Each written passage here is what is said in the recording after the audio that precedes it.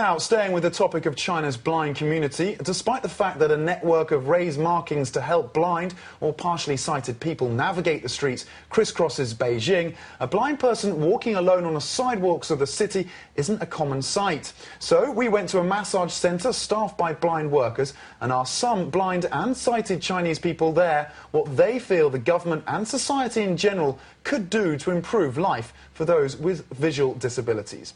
Here's what they had to say in today's Straight from the Street. I think society treats us fairly well. Currently, there are campaigns to remind people to be helpful. For example, most able-bodied people will offer their seats to a disabled person, and that is quite good. To be treated equally is enough.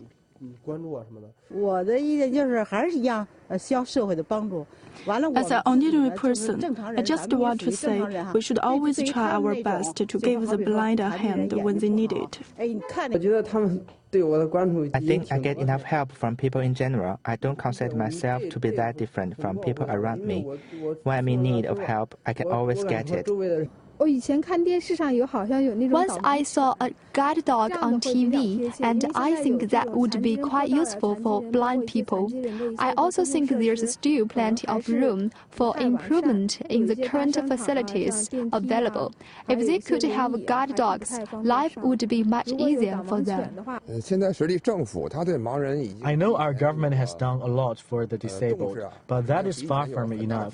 For example, the blocking of special sidewalk routes for the blind already causes great inconvenience for them. But I think our government is trying to offer more help to them. So, Tom, we had one person interviewed there commenting on guide dogs, obviously a very common sight in other countries such as the UK, but not very common here in China. 3.5 years, I've never seen one. Yeah, absolutely, very, very hard to find a guide dog in China. In fact, there is a centre in Dalian, the city of Dalian, which is north of Beijing, where there is a training centre there for guide dogs. There's about 5 guide dogs there. That was set up just prior to the Olympics in 2008, but a tiny number, obviously. And they are very expensive to train and very expensive to keep. So, you know, they're a long way off that ever happening, or those levels ever matching the levels you might find in Europe or in the US. Now, do stay with us, because we've got a feature looking at what blind people are doing to help themselves here in Beijing after this.